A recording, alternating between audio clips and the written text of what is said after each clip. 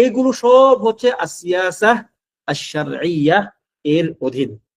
এখন এই সিয়াসা শারঈয়্যা একটি ব্যাপক অর্থবোধক এবং অনেক কিছুকে শামিল করে এরকম একটি ব্যাপার। এখন এই সুযোগে অনেকে সিয়াসা শারঈয়্যা নিজের জন্য সাব্যস্ত করে নেয়, এটা একটা মুশকিল। সিয়াসা শারঈয়্যা ব্যক্তির জন্য নয়। সিয়াসা শারঈয়্যা এমন নয় যে আপনি হুট করে আজকে সিয়াসা শারঈয়্যা নিয়ে আপনি ভাবতে শুরু করলেন, আপনি মানে সিয়াসা শারঈয়্যার হুকুম আহকাম গুলো আপনি আপনার জন্য প্রয়োগ করে দিলেন। ভয়ঙ্কর একটা ব্যাপার, খুব ভয়ঙ্কর ব্যাপার। যেমন একটা উদাহরণ আপনাদেরকে দিই। সিয়াসা শারঈয়্যার গুরুত্বপূর্ণ একটা দিক হচ্ছে হাকিম মাহকুম, অর্থাৎ বিচারক, শাসক এবং তার অধীন যারা থাকবে তাদের সঙ্গে সম্পৃক্ত যতগুলো তাদের অধিকার কর্তব্যগুলো আছে। যেমন আল্লাহ তাআলা কোরআনে বলছেন, ইয়া আইয়ুহাল্লাযীনা আমানু আতিউল্লাহ ওয়া আতিউর রাসূল ওয়া উলিল আমরি মিনকুম, হে ঈমানদারগণ তোমরা আল্লাহ এবং তার রাসূল এবং উলিল আমরকে আনুগত্য করো। উলিল আমর, তোমাদের মধ্যে যারা উলিল আমর তাদের আনুগত্য অনুসরণ করো। এখন এটি দেখেন, এখানে কিন্তু উলিল আমর দ্বারা নির্দিষ্ট একটা শ্রেণীকে বোঝানো হয়েছে যারা মুসলিমদেরকে শাসন করবে। মুসলিমদের মধ্যকার যে শাসক যারা তাদেরকে শাসন করবে তারাকে উলিল আমর অথবা আমিরুল মুমিনিন, যেই শব্দে আপনি বলেন খলিফা ইত্যাদি যাই বলেন, এরা কি উলিল আমর। এখন এই উলিল আমরের কিছু অধিকার আছে, তার মুরদের উপরে কি তার কিছু অধিকার আছে। যেমন তার একটা অন্যতম অধিকার কি, যে তার আনুগত্য করবে। তারা যদি সে কোনো মাসিয়াতের নির্দেশ না দেয় তাহলে তারা তার তার আনুগত্য থেকে বের হতে পারবে না। এগুলো অনেক হাদিসে আসছে। যেমন যে ব্যক্তি আনুগত্য মানে বায়াত, যে ব্যক্তি বায়াত তার ঘাট থেকে খুলে ফেললো, বায়াতের অধীন থেকে সে বের হয়ে গেল, সে জাহিলিয়াতের মৃত্যুবরণ করলো। এরপরে আসছে যে তোমরা আমিরের আনুগত্য করো, ইত্যাদি। তোমাদের মধ্যে যদি কোনো হাবশি গোলামকেও আমির মানে দেওয়া হয় তাহলে তোমরা তার আনুগত্য করো, মানে ইত্যাদি আর কি।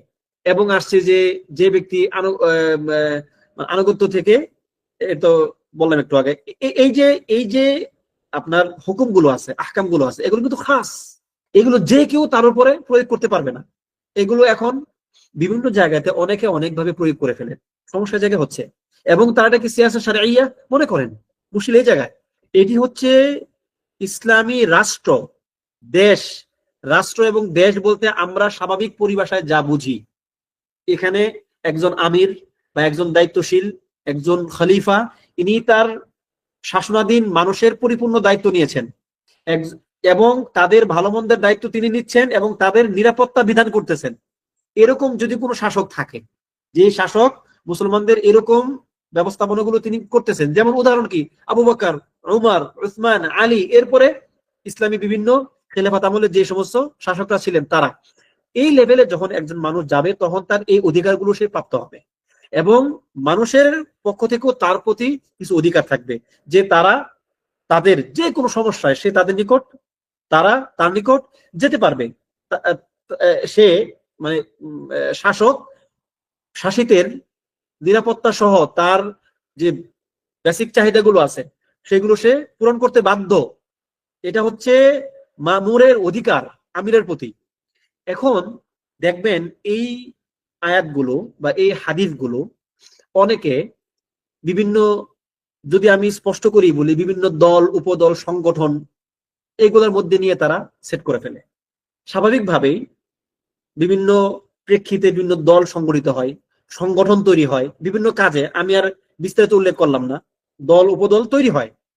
ওইগুলোতে অনেকে আবার এগুলো প্রয়োগ করে ফেলে, মনে করে কি যে ওই দলের যিনি আমির বা ওই দলের যিনি প্রধান উনি উলিল আমর, উনার নির্দেশ মান্য করা ফরজ, উনার নির্দেশের অবাধ্য হওয়া হারাম, উনার হাত থেকে বায়াত সরিয়ে দেওয়া নিষেধ, এবং উনি যতক্ষণ পর্যন্ত সুস্পষ্ট কুফর না করবেন ততক্ষণ পর্যন্ত তার থেকে বায়াতের হাত গুটানো যাবে না। জাহালা, জাহালা আলবাত্তা, পরিপূর্ণ জাহালাত। এটি হচ্ছে শারঈ ইলম সম্বন্ধে জ্ঞান না থাকার অন্যতম একটা বড় কুফল। আমি যেটা আপনাদেরকে আজকে উদ্দেশ্য করে বলতেছিলাম যে আমাদের সমাজে ফিকহ এই জিনিসটা না বোঝার কারণে আমরা যে কেমন সব মাসআলা তৈরি করে ফেলি, নিজেরা এমন সব মাসআলা তৈরি করি যে মাসআলাগুলোর সঙ্গে ইসলামের কাছের না দূরতম কোনো সম্পর্ক নেই। এবং এগুলো সমাজে ফিতনা ফাসাদ তৈরি করে। একটা বিরাট বড় অংশের মধ্যে এই জাহালাত গুলো নানান রকম সমস্যা তৈরি করে, এবং এগুলো আপনারা হয়তো অনেকেই জানেন, আমরা আলহামদুলিল্লাহ জানি যে এই শ্রেণীটা মানে সমাজে আছে। এমনও ঘটনা যে ধরেন আপনি কোনো একটা সংগঠনের সঙ্গে সম্পৃক্ত, একটা দল আপনি করেন, যদি কোনো কারণে আপনি সেই দল ত্যাগ করেন, আপনার উপরে এই আয়াতগুলো, এই হাদিসগুলো কার্যকর করা হবে। বলা হবে কি যে আপনি দল ত্যাগী, আপনি কি দল ত্যাগী, বাগী, বিদ্রোহী, অবাধ্য। এরপরে এই অবাধ্য, বাগী, বিদ্রোহীদের উপরে যা হুকুম আহকাম আছে সবগুলো আপনার উপরে তখন প্রয়োগ করা হবে, এবং আমিরের যতগুলো অধিকারের আয়াত হাদিসগুলো আছে সেগুলো তার ক্ষেত্রে প্রয়োগ করা হবে। কেন? জাহেল, এই জন্য, জানে না এই জন্য। এবং দুঃখজনক ব্যাপার হচ্ছে এইগুলো নিয়ে বাংলাদেশের প্রেক্ষাপটে যে কত কিছু হয়েছে, যারা সচেতন নাগরিক আপনারা আছেন অনেকেই জানেন, মানুষ মেরে ফেলার ঘটনা পর্যন্ত হয়েছে। মাআযাল্লাহ, মাআযাল্লাহ, আল্লাহুম্মা ইন্না নাসআলুকাল আফিয়া। আল্লাহ তাআলার কাছে আমরা আশ্রয় চাই এগুলো থেকে। যদি আপনি কোন একটা নির্দিষ্ট দলের সঙ্গে সম্পৃক্ত থাকেন, যদি আপনি দল পরিত্যাগ করেন, বলা হবে যে আপনি কেন দল পরিত্যাগ করলেন, দলের মধ্যে আপনি কি শিরিক কুফর দেখছেন। মানে দল পরিত্যাগ করতে হলে শিরিক কুফর দেখতে হবে, ওই আমিরকে বাদ দিতে হলে, ওই আমিরের আনুগত্য থেকে সরতে হলে ওই আমিরকে শিরিক কুফর করতে হবে। শিরিক কুফর না করলে কি ওই আমিরকে বাদ দেওয়া যাবে না। কারণ কি, এই যে আপনি তাকে বায়াত দিচ্ছেন, এই বায়াত দেওয়ার সিস্টেমটাই বা কি এইটাও জানে না। বায়াতের ইসলামের বিধানটা কি, বায়াত মানে কি, বায়াত কত প্রকার, কি কি রকম হতে পারে, বায়াত লঙ্ঘন করা যাবে কিনা, মানে এই যে মানে মিনিমাম বেসিক ইলম গুলো আছে সেগুলো আমাদের মধ্যে নাই। এর ফলে হয় কি জানেন, উমুমান আয়াতগুলোকে, উমুম যেগুলো উমুম আয়াত, আর বিমানাল উমুম ব্যাপক অর্থবোধক আয়াত বা হাদিস, এগুলোকে আমরা আমাদের নিজেদের জন্য সেট করে ফেলি, নিজেদের জন্য সেট করে সমাজে একটা ফিতনা তৈরি করি, এবং অনেক মানুষ এর মাধ্যমে ক্ষতিগ্রস্ত হয়। আল্লাহ তাআলা আমাদেরকে হেফাজত করুন। মানে এই কথাটা আপনাদেরকে এই জন্য বললাম, রিসেন্টলি আমার কাছে এরকম একাধিক জন প্রশ্ন করছেন এগুলো নিয়ে, তাদের ব্যক্তিগত অভিজ্ঞতার কথা বলছেন যে এরকম করছি, আমাকে এরকম বলা হয়েছে। আল্লাহুল মুস্তাআন। এরপরে হচ্ছে ওয়ামিন হুনা ইউলামু আন্না শারিআতাল ইসলামিয়াতা, তাহলে এই ব্যাপারটা ক্লিয়ার রাখবেন যে সিয়াসা শারঈয়া প্রধানত হচ্ছে হাকিমের ব্যাপার, শাসকের ব্যাপার। ঠিক আছে, এখানে অনেকগুলো কথা আসবে। দেখেন এই অধ্যায়টা অনেক লম্বা, আমি এই অধ্যায়ে বিস্তারিত আলোচনা করাটা অনলাইনে এভাবে স্বাচ্ছন্দ্য বোধ করি না, কারণ এটা হয়তো বিভিন্ন সমস্যার তৈরি করতে পারে। তবে এই অধ্যায়টা অনেক বড়, অনেক বিশাল, ব্যাপক অর্থবোধক একটি অধ্যায় এটি। আপনারা যদি পারেন একা একা স্টাডি করবেন না, একা একা স্টাডি করলে আবার আরেক দিকে চলে যাবেন, আরেক মুশকিল তৈরি হবে। এটি হচ্ছে মাথায় রাখবেন, মূলত হচ্ছে শাসক এবং শাসিতের মধ্যে এই সিয়াসা শারঈয়ার সম্পর্ক। ঠিক আছে, দল উপদল এগুলো যেগুলো হবে এদের ক্ষেত্রে এর ব্যবহারটা সীমাবদ্ধ। আমি বলবো না যে ব্যবহার করা যাবেই না, তবে এর ব্যবহারটা সীমিত, দুঃখিত, সীমাবদ্ধ না, সীমিত আর কি। সীমিত পরিসরে কিছু কিছু ক্ষেত্রে ব্যবহার করা যেতে পারে। যেমন সিয়াসা শারঈয়ার অন্যতম একটা বড় ব্যাপার হচ্ছে মানুষের সঙ্গে, ধরেন আপনি কোন একটা এলাকার অঘোষিত নেতা থাকেন এরকম, যেমন আপনি আপনার পরিবারে, ধরেন আপনি আপনার পরিবারে কর্তা, আপনার স্ত্রী আছে, আপনার সন্তান আছে কয়েকজন, আপনার ধরেন যে আপনার 4 জন স্ত্রী আছে, মানে অনেক বড় ফ্যামিলি আপনার, 4 জন স্ত্রী থেকে আপনার 4 জন করে সন্তান আছে, 16 জন সন্তান। ঠিক আছে, আচ্ছা, এদের উপর কিন্তু আপনার ঘোষণা করা লাগবে না যে আজকে থেকে আমি তোমাদের নেতা। দরকার আছে সামাজিক নিয়মে আপনি তাদের নেতা হয়ে আছেন কি অলরেডি, এটা মানে স্বাভাবিক নিয়মে, সামাজিক নিয়মে কি আপনি তাদের দায়িত্বশীল বা মাসউল বা আমির হয়ে আছেন একটা লেভেলে। এরপরে এটা আপনি আরেকটু বড় পরিসরে চিন্তা করেন, সমাজের কিছু কিছু মানুষ দেখবেন যে সে নিজেকে নেতা দাবি করে না, ঘোষণা করে না, কিন্তু মানুষ তাকে মানে। থাকে না এরকম অঘোষিত কিছু লোক থাকে না, যাদেরকে মানুষ এমনিতেই সম্মান করে, তাকে মানে, তার কথা কেউ ফেলে না, এরকম কিন্তু মানে যদিও এখনকার সামাজিক ব্যবস্থাপনা এটা কম, কিন্তু কয়েক বছর আগেও ছিল, কয়েক বছর আগেও ছিল। ঠিক আছে, তো এইরকম যেগুলো সামাজিক ব্যবস্থাপনার মধ্যে একজন ব্যক্তি নেতা হয়ে ওঠে স্বাভাবিক নিয়মে, তার ক্ষেত্রেও সিয়াসা শারঈয়ার কিছু কিছু ব্যাপার বা কিছু কিছু কথা প্রযোজ্য হতে পারে, কারণ সে মানুষের কিছু কিছু কাজের দায়িত্বশীল, যদিও ব্যাপক। তো এই জন্য জাস্ট আপনাকে একটু হিন্টস দিলাম যে সিয়াসা শারঈয়াটা মূলত হাকিম মাহকুমের সম্পর্ক, এবং সিয়াসা এবং হচ্ছে যে বিভিন্ন দল উপদল যেগুলো হবে, অথবা ধরেন সামাজিক ভাবে যারা কোনো একটা নেতৃত্বের স্তরে পৌঁছে যাবে এমনিতেই আমভাবে, তাদের জন্য কিছুটা সীমিত পরিসরে ব্যবহার করা যেতে পারে। তবে এটারও বিস্তারিত আলোচনা আগে জানতে হবে। আপনি সীমিত পরিসরে ব্যবহার করবেন মানে এখন আপনি যা যা আপনার সুবিধা, আপনার পছন্দ, ওইগুলো না। এর একটা দাবেত আছে, এর নির্দিষ্ট কিছু রুলস আছে, রেগুলেশনস আছে, ঠিক আছে? তো এগুলো ইনশাআল্লাহ আপনারা জেনে নেবেন বিভিন্ন সোর্স থেকে। আল্লাহ আপনাদেরকে তৌফিক দান করুন। এরপর হচ্ছে ওয়ামিন হুনা ইউলামু আন্না শারিআতাল ইসলামিয়্যাতা মানহাজু হায়াতিন ওয়া নিযামু হুকমিন শামিল। শামিল, এখান থেকে জানা গেল যে ইসলামী শরিয়া হচ্ছে মানহাজু হায়াত, জীবনব্যাপী একটি মানহাজ, জীবনের সিলেবাস। সিলেবাস বুঝেন, যে কোনটার পর কোনটা করবেন, কেমনে করবেন, কি করবেন, এগুলো জীবনের একটি দস্তুর, একটি সংবিধান।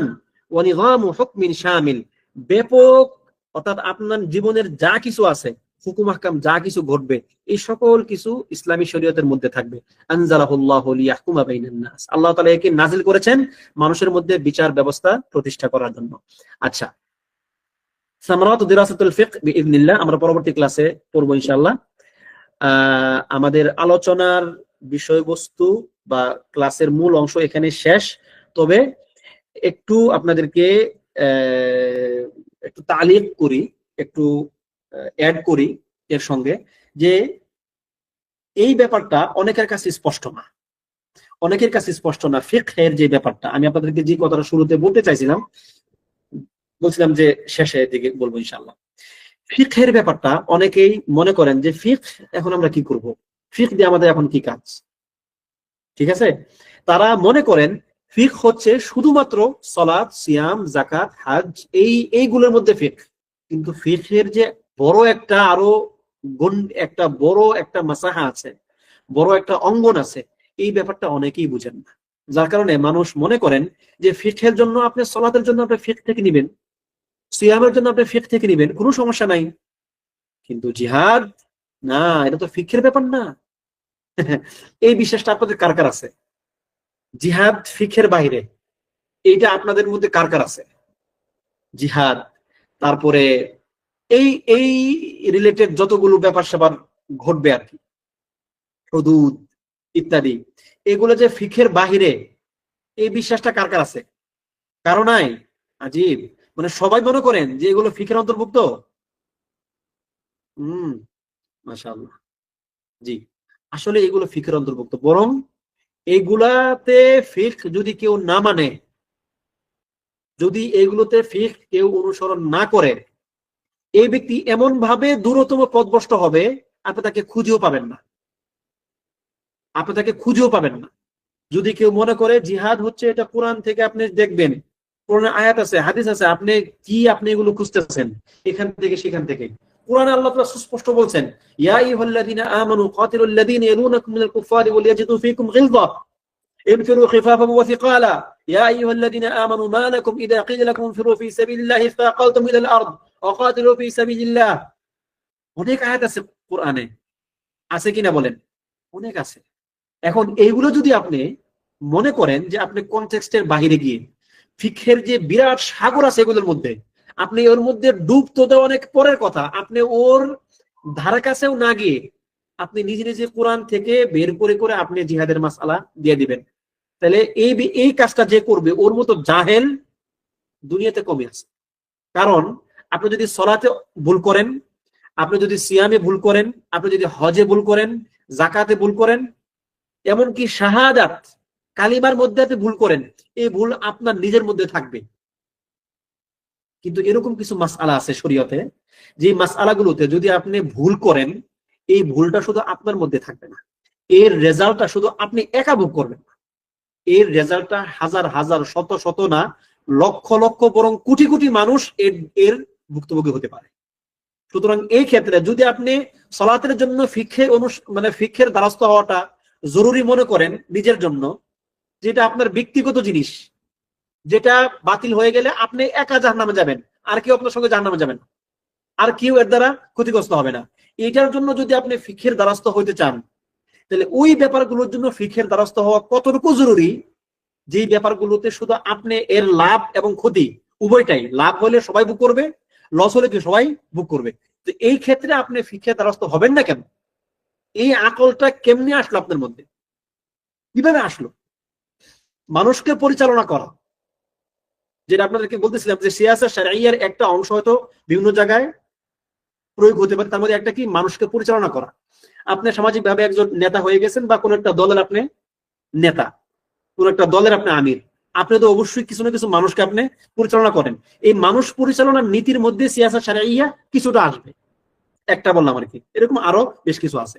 তো এখন মানুষ পরিচালনার নীতির মধ্যে যখন এগুলো আসবে, ঠিক আছে, আপনি যদি তাদেরকে পরিচালনা করেন সুস্পষ্ট সিয়াসা শারঈয়ার যে দাওয়াবিত গুলো আছে, উসুল গুলো আছে, ফিকহি উসুল, এই উসুলের বাহিরে গিয়ে যদি আপনি তাদেরকে নেতৃত্ব দেন, পরিচালনা করেন, আর তারা যদি আপনাকে এই ফিকহি উসুল দাওয়াবিতের বাহিরে গিয়ে আপনাকে মানে অনুসরণ করে, তাহলে ফাদাল্লু ওয়া আদাল্লু, আপনি নিচে পথভ্রষ্ট হবেন, তাদেরকে আপনি পথভ্রষ্ট করবেন, এবং এর দায়, এর খারাপ প্রভাব আপনার মধ্যে একার মধ্যে থাকবে না, এটা সমাজের মধ্যে ছড়িয়ে পড়বে, হাজার হাজার মানুষ ক্ষতিগ্রস্ত হবে, মানুষের রক্ত ঝরবে, মানুষের সম্মান দুঃখিত, মানুষ বলছি না আমি, মানুষ বাদ দেন, আমি মুসলিমদের কথাই বলি, মুসলিমরা তাদের সম্মান হারাবে, মুসলিমরা তাদের সম্পদ হারাবে। এই দায় আপনি নেবেন? এই দায়কে আপনি নিতে পারবেন যদি আপনি শারঈ উসুল দাওয়াবিতের ভিত্তিতে না করেন? জি জি, বিদায় নেন, আমাদের